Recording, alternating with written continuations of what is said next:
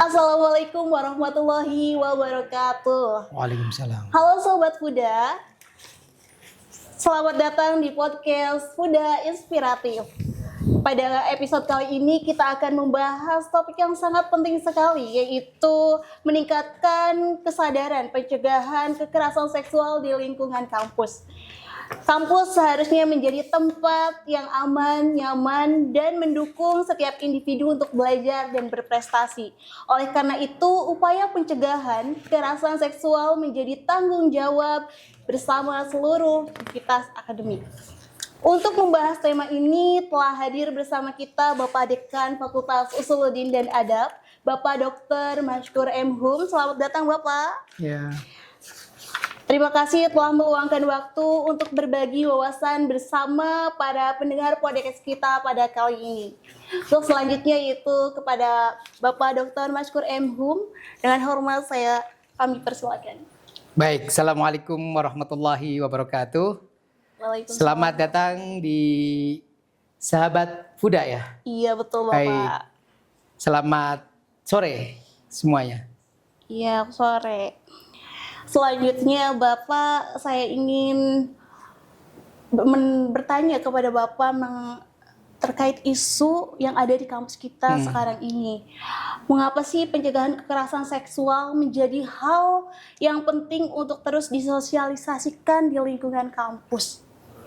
Baik, ya ini kemarin sempat viral ya. Iya betul banget. Kita sudah lama menjaga kampus sebagai kampus yang aman, memiliki regulasi yang kuat, yaitu ada Undang-Undang Nomor 12 Tahun 2022 ya, berarti sejak tahun 2002 tentang tindak pidana kekerasan seksual ya. Itu di tahun 2022, lalu kemudian disusul beberapa kementerian.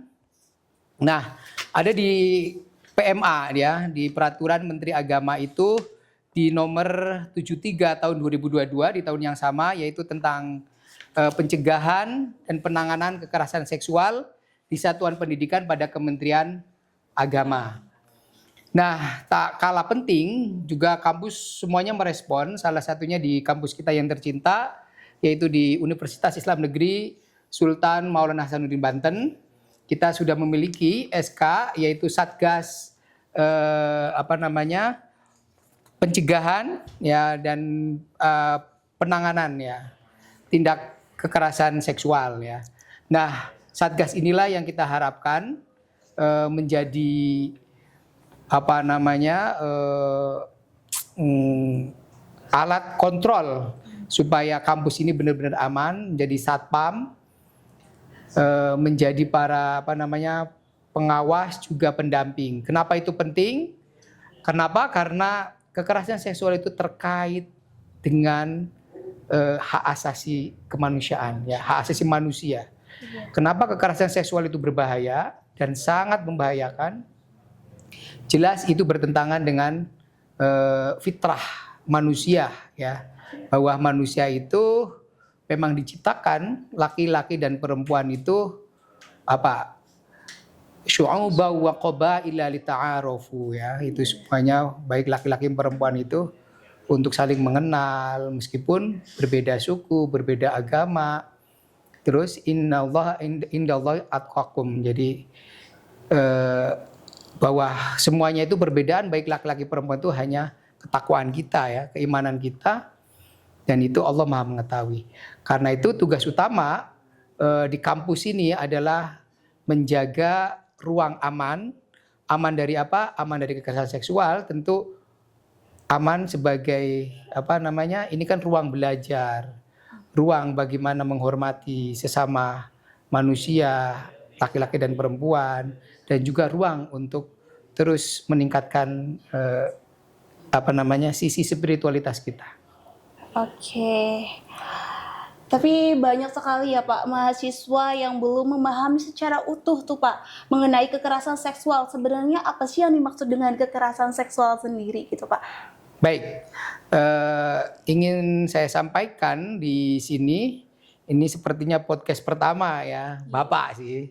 di apa namanya Fakultas Usuluddin Adab ini di regulasi ya di undang-undang kita ya, Bapak baca ini saja ini ya di PMA ambil bahwa apa namanya kekerasan seksual ya sexual violence itu adalah setiap perbuatan merendahkan ya menghina menyerang dan atau perbuatan lainnya terhadap tubuh hasrat seksual seseorang dan atau fungsi reproduksi secara paksa atau tidak secara paksa atau bertentangan dengan kehendak seseorang atau dengan kehendak karena ketimpangan relasi sosial, relasi kuasa, relasi gender yang menyebabkan seseorang mengalami apa? Mengalami penderitaan atau kesengsaraan secara fisik, psikis, seksual, kerugian secara ekonomi, sosial budaya dan atau politik ya. Itu secara definisi kita bisa membagi bahwa kekerasan seksual itu setidaknya kita memahami ada fisik non fisik. Iya betul banget. Terus kemudian itu berakibat pada kerugian baik itu pada diri sendiri, orang lain dan juga publik masyarakat karena ini terkait dengan juga kerugian sosial politik. Mama apa? Kacau ya. Iya betul. Mama di kampus, mama terjadi di kampus pasti yang dirugikan adalah lembaganya. Betul. Fakultasnya. Ya, itu kekerasan seksual ya. Jadi seperti itu diregulasi. Baik, untuk definisi tadi tanggapan dari dekan kita Fakultas Usuluddin Adab sangat memukau sekali ya atas jawabannya sehingga ada undang-undangnya juga. Jadi untuk selanjutnya Pak, menurut Bapak itu faktor apa saja sih yang dapat menyebabkan terjadinya kekerasan seksual di lingkungan kampus kita ini? Itu faktornya itu menurut Bapak tuh apa aja sih Pak? Baik, ya.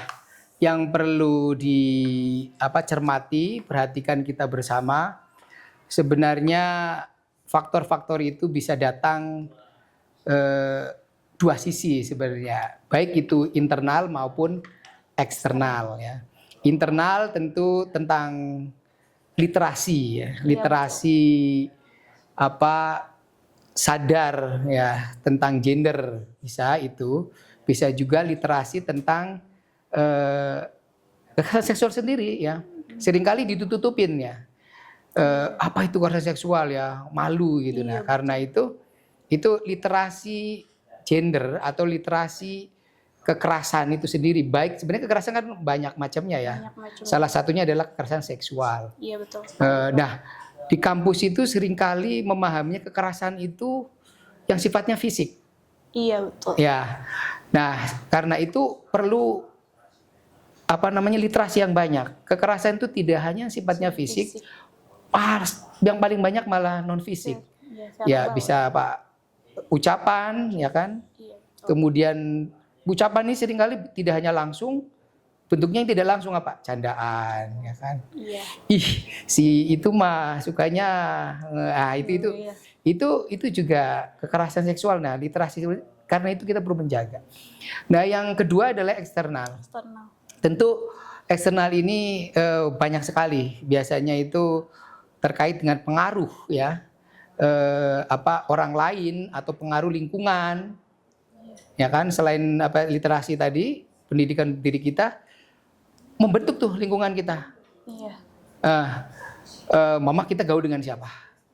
Ya, kalau gaulnya dengan teman-teman di kelas pasti akan terbentuk seneng banget kita ya kan ngerjain tugas ya kan. Iya. Kalau gaulnya kita di di mana? Di kafe. Ya suka banget kita ngopi ya kan, macam-macam gorengan. Nah, literasi seperti itu berpengaruh. Nah, candaan di kafe ketika di kampus itu bisa terbawa tuh dianggapnya biasa. Nah, ini itu dari luar tuh. Bisa juga tidak hanya lingkungan ya eksternal tapi juga yang paling sekali adalah baik internal maupun eksternal lewat digital ya. Nah, digital itu kita harus sadar ketika menjadi penonton maupun sebagai creator YouTube creator ya, Mama kreator ya. Video kreatif ya. itu kita harus sadar membuat konten. Nah, konten kreator. Membuat konten itu harus hati-hati karena dunia digital ini kan tidak hanya dilihat oleh orang lain, itu sebagai cermin kita. Karena itu harus hati-hati, literasinya harus kuat, lingkungannya juga harus kuat. Nah, sekarang itu banyak banget pengaruhnya tentang video tentang kekerasan seksual itu tadi. Nah, itu yang perlu diperhatikan. Banyak sekali ya ternyata tentang faktor-faktor yang sudah dijelaskan oleh dekan kita ini, tidak hanya internal maupun eksternal, tetapi juga dari digital pun sangat banyak gitu ya kan. Jadi untuk selanjutnya Bapak, apa saja sih langkah yang telah dilakukan kampus dalam upaya mencegah kekerasan seksual? Apa saja gitu Pak, menurut Bapak langkah-langkah untuk pencegahan kekerasan seksual tersendiri? Baik, ya. Dengan adanya kasus kemarin ya, sempat rame. Kita sudah komitmen, tadi sudah sampaikan di awal bahwa kita memiliki komitmen di dalam Satgas ya, Satuan Gugus atau ya PPKS, pencegahan dan penanganan kekerasan seksual. Nah, itu leadernya ada di LP2M. Secara institusional itu oleh Ketua PSGA, Pusat Studi Gender Anak dan tambahan satu yang namanya disabilitas disability. Stabilitas. Iya, disabilitas ya. Nah, itu di situ, tapi komitmen juga di fakultas. Kita punya layanan, silakan bisa dicek di website fuda.ac.id. Di situ ada pengaduan yang memang Satgas PPKS. Jadi mohon teman-teman atau sahabat semuanya, sahabat Fuda, untuk selalu memperkaya literasi tentang kekerasan seksual, juga mengubah tradisi dari silent act atau perilaku diam menjadi terbukaan. Ya, speak up, berani bicara ya. Betul. Jadi speak up culture, jadi silent culture berubah menjadi speak up culture. Saya kira kampus itu adalah ruang ya aman untuk tadi yang sudah dilakukan ya, untuk menjaga mahasiswa, sivitas akademika, tidak hanya mahasiswa, juga dosen, juga tenaga kependidikan, mengamankan itu semuanya dan menjaga untuk selalu kritis ya. Silakan bicara, speak up, melaporkan. Jadi selain menambah literasi juga silakan melaporkan lewat Satgas, baik itu di universitas maupun di fakultas. Mama melihat nih ada siapa, teman kita kah, atau siapa Mama ya, orang lain, silakan speak up. Bahkan kalau kita merasa, jadi keterbukaan itu, jadi kita sudah buat regulasi yang sudah dilakukan, terus membuka layanan. Juga kita yang terpenting adalah mendampingi korban.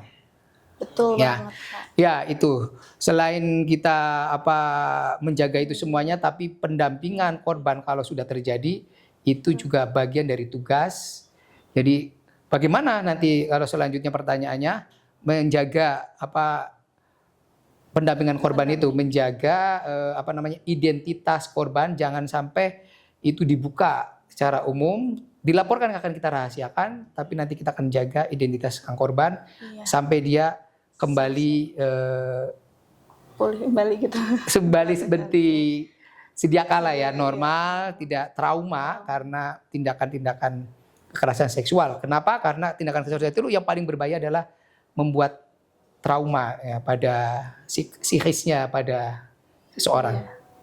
Baik. Itu tanggapan tadi ya, langkah-langkah kampus untuk pencegahan kekerasan seksual. Lalu Pak, bagaimana peran mahasiswa dalam mendukung upaya pencegahan kekerasan seksual sendiri? Iya, tadi mengubah silent culture menuju ke speak up culture. Gitu ya, itu yang pertama tuh ya. Iya, betul. Selanjutnya kemudian kita juga harus menjaga tradisi atau budaya-budaya untuk menghormati orang lain, bahwa semua manusia itu diciptakan sama. Jadi baik itu laki-laki perempuan, meskipun berbeda agama, berbeda kulit, berbeda apalagi ya tingkat pendidikan kita, tapi kita adalah sama. Yang membedakan adalah ketakwaan kita. Nah, pemahaman itu kita sampaikan kepada teman-teman kita, sehingga kita itu betul-betul menjaga diri kita sebagai manusia, juga teman kita pada manusia juga. Hargai bagaimanapun, baik itu dalam tingkat kependidikan, tingkat ekonomi, tingkat politik, umpama partisipasi. Jangan merasa dirinya saya ini pengurus nih, ya kan, pengurus ormawa, kamu kan anggota. Nah itu jangan sampai, itu menjaga, itu bagian juga soal kekerasan di dalamnya bisa berefek pada kekerasan seksual juga ya Pak. Baik, itu tanggapannya tadi ya untuk peran upaya pencegahan kekerasan seksual. Dan jika ada mahasiswa nih Pak yang menjadi saksi atau korban, itu mahasiswa itu apa yang sebaiknya ia lakukan gitu jika dia menjadi seorang saksi atau korban dalam kekerasan seksual gitu. Baik, ya. Tadi di dalam undang-undang itu memang banyak pihaknya. Iya, betul sekali Pak. Pelaku, korban, saksi. Iya. Kemudian juga yang bertanggung jawab, pastinya lembaga yang mana yang akan menangani, yang melakukan pencegahan, kan? Betul. Nah, mahasiswa berharap tadi yang harusnya dilakukan, iya, jika itu korban maupun saksi. Iya. Ya tadi, silakan melapor ke kita, ada webnya. Nih, bisa nggak dibuka? Bisa nggak Pak? Ya, operator. Kita ada di website kita. Di situ memang sudah ditampilkan di Satgas PPKS Fakultas Usuluddin Adab. Jadi silakan speak up. Tadi saya dapat laporan juga sudah ada masukan, ya, bukan masukan, aduan.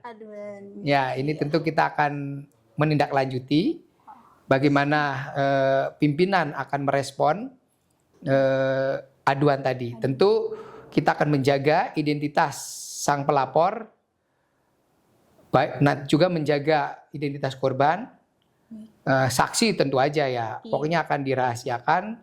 Bahkan kami pimpinan atau sebagai orang yang bertanggung jawab atas Sivitas Akademika ini akan menjaga semuanya. Yang pasti akan menjaga korban harus terlindungi, juga saksi. Iya, saksi. Korbannya, pelakunya harus ditindak sampai tuntas sampai dihakimi. Nanti kita kerjasama bermitra dengan pihak kehakiman atau kejaksaan. Oke, itu mekanisme pelaporannya yang sudah dijawab oleh dekan kita, Dr. Mashkur M. Hum, selaku Dekan Fakultas Usuluddin dan Adab. Dan untuk selanjutnya Pak, apa sih tantangan terbesar yang dihadapi oleh kampus dalam meningkatkan kesadaran dan pencegahan kekerasan seksual sendiri? Tantangannya itu apa aja sih Pak? Baik. Menurut Bapak? Ya. Boleh sampaikan. Tadi yang ada ya, yang terakhir tentang digital ya. Ini ruang digital ini adalah ruang baru di mana orang penasaran. Iya, betul sekali. Saya juga generasi kalau kalian generasi apa? Gen Z ya. Kalau Bapak gen apa? Gen milenial. Ya, gen tua ya. Nah, gen 70-an ini kan lihat kadang seneng ya, kadang juga membosankan. Karena sudah mengalami ya. Nah, ruang ini yang harus dipahami bersama, bahwa di ruang digital lah kita seringkali memahami diri kita secara virtual, itu ada kesadaran palsu seringkali ya. Coba bisa berjam-jam kita hanya scroll, ya. Itu tidak menambah wawasan, tapi juga membuat budaya lazy ya. Iya. Jadi kita sangat tergantung, dan di budaya digital itu bahkan ada kecanduan kalau nggak pegang handphone 1 jam tuh, yang lain juga pada pegang handphone ya. Itu scroll isinya ya kan. Coba sekarang dicek, ini live nggak? Nah, nggak live. Harusnya coba dicek live. Udah ini kira-kira yang yang view berapa? Nah itu adalah Gen Z. Apalagi generasi Alpha ya. Nah itu yang lahir aja sudah diadzani dengan handphone ya. Adanya biasanya orang tuanya Allah Akbar ya kan. Dia malah di depan udah dipegangin, halo nak, terus mama nangis ya dengan handphone. Jadi itu yang perlu diperhatikan. Karena itu ruang digital ini ruang bersama, tapi juga bisa menjadi ruang kejahatan bersama. Iya, itu yang perlu garis bawahi Pak ya. Ya, digaris bawahi sehingga kita betul-betul memperhatikan ruang itu. Oke, baik ya. Itu tantangan yang sudah dijelaskan oleh dekan kita Fakultas Suluddin, dan ada banyak sekali tantangannya. Ternyata tidak hanya ruang umum saja, tetapi dunia digital itu ada negatif dan positifnya. Untuk baik untuk kita, ada ruang kejahatan juga untuk kita. Lalu Pak, terakhir yaitu saya ingin bertanya, gimana sih tanggapan Bapak untuk pesan nih kepada mahasiswa atau civitas akademik untuk pencegahan kekerasan seksual sendiri? Pesan Bapak kepada mahasiswa dan seluruh civitas akademik, silakan Pak sampaikan. Baik, ya. Ini untuk menjaga kita semuanya dari kekerasan seksual. Yang utama dan pertama adalah bagaimana menciptakan safe kampus aman, yaitu dengan berbagai regulasinya tadi. Kita juga menjaga diri kita, ya, menguatkan literasi kita tentang kekerasan seksual, baik itu secara education, tapi juga secara religius literasi, ya, literasi keagamaan kita, bahwa tidak hanya menjaga kampus ini sebagai amanah, karena sivitas akademika ini adalah amanah kita bersama. Betul kita sekali, juga Pak. diamanai di sini sebagai dosen, tugasnya mengajar, menyampaikan ilmu. Begitupun mahasiswa diamanai oleh orang tua kalian untuk belajar, bukan untuk selain belajar, ya. Itu yang perlu digarisbawahi. Begitupun yang lain, sivitas akademik yang lain, yang tenaga pendidikan. Di sini datang ke kampus adalah untuk bekerja, mencari nafkah. Jangan sampai juga niatnya berubah. Karena mencari nafkah adalah ibadah. Begitupun belajar ibadah. Yaitu kewajiban kan, thalabul ilmi fardhatun 'alal kulli muslimin wa muslimatin. Itu adalah ibadah. Karena itu satu, pertama itu amanah, kedua di kampus ini adalah ibadah. Ya, karena itu selain belajar juga karena bernilai ibadah, kita harus terus mengingat Allah. Jadi kampus tidak hanya di kelas tapi di musola. Nah, ke depan sebagai bentuk apa tadi? Menjaga semuanya sebagai kampus aman. Musola adalah satu ruang, ya, di mana kita tidak hanya belajar tapi menguatkan pembelajaran spiritualitas kita. Jadi di musola kita bisa menambah literasi keagamaannya tentang bagaimana hubungan laki-laki dan perempuan, relasi laki-laki dan perempuan, relasi dosen dan mahasiswa, relasi kuasa lainnya,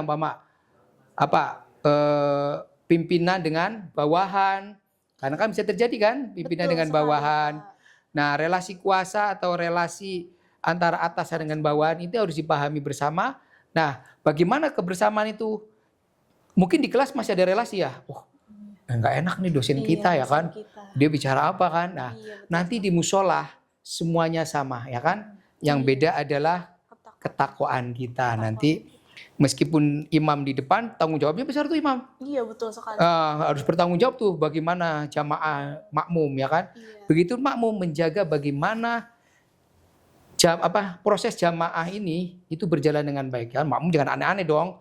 Mana makmum nyalain handphone ya kan. Itu bisa mengganggu semuanya. Jadi makmum juga punya tugas bagaimana proses jamaah, ibadah jamaah ini berjalan dengan baik. Nah, karena itu nanti insya Allah ya, kita tidak ada di kampus ini ada ruang belajar, ruang ibadah yang lainnya. dua aspek itu saya kira itu dimiliki oleh Fakultas Usuluddin dan Adab. Sangat Itu luar saja. biasa sekali untuk pesan tadi dari dekan kita Fakultas Usuluddin dan Adab, yaitu Bapak Dr. Mashkur M. Hum ya. Dan untuk sore hari ini mungkin diskusinya itu saja Pak. Dari diskusi yang kita bahas untuk sore ini sangat bermanfaat sekali. Penjelasan dari Bapak Dekan juga dari pertama yaitu definisi kekerasan seksual, faktor-faktornya, untuk langkahnya, perlindungan saksi, korban, serta tanggung jawabnya itu sudah disampaikan tadi, serta pesan untuk civitas akademik mahasiswa maupun mahasiswinya gitu. Baik Pak, dari diskusi hari ini kita belajar bahwa pencegahan kekerasan seksual memerlukan kesadaran, kepedulian, dan kerjasama seluruh civitas Betul. akademik. Dengan memahami bentuk-bentuk kekerasan seksual serta berani mengambil tindakan yang tepat, kita dapat mewujudkan kampus yang aman, nyaman, dan bebas dari kekerasan seksual. Saya Anggun Apriani, mewakili host pada podcast kita kali ini, mengucapkan terima kasih kepada Pak Dekan Fakultas Usuluddin dan Adab, Dr. Mashkur M. Hum, untuk mengikuti episode kali ini. Jangan lupa terus mengikuti podcast kita dan bagikan episode ini kepada teman-teman kalian. Semakin banyak yang mendapatkan manfaat dan diskusi pada kali ini. Saya Anggun Apriani, pamit undur diri. Wassalamualaikum warahmatullahi wabarakatuh. Waalaikumsalam warahmatullahi wabarakatuh. Thank you.